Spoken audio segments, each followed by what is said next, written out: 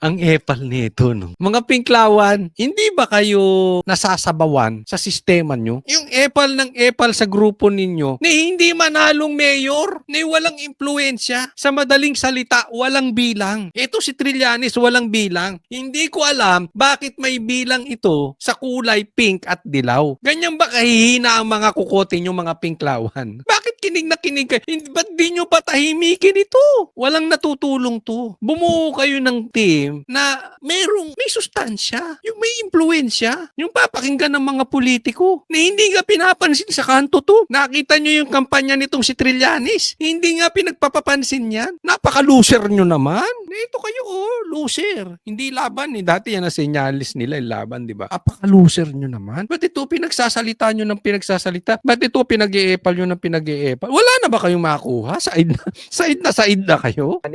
Yan ang pagsasanib ng mga taga-suporta ni dating Vice President Leni Robredo at Pangulong Bongbong Marcos. Ang tinutulak ko nga ay magsanib pwersa pa. Ang middle forces, yung mga kakamping and the others with the administration supporters.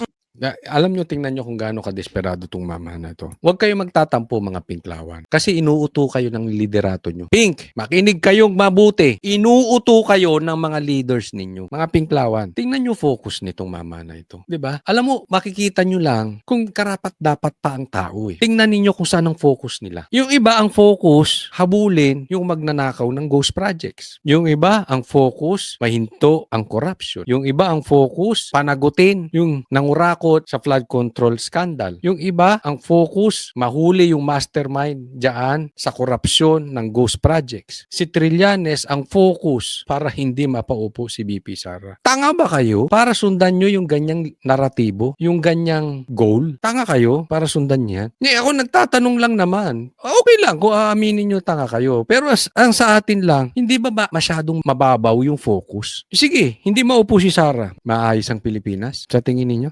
Kung mahuli yung mastermind ng ghost projects, sa tingin ninyo maayos ang Pilipinas? Yes, probably not 100%. Pero 50% ng problema natin solved. Bakit? Maraming tutumbang magnanakaw. Mauubos yung mga yan. Naiintindihan nyo? Huwag naman ang iksi ng paningin natin sa mga bagay-bagay. Masyado tayong na-focus sa Duterte. Hindi yung pag-upo o yung hindi pag-upo ni Sara ang lulutas sa problema natin.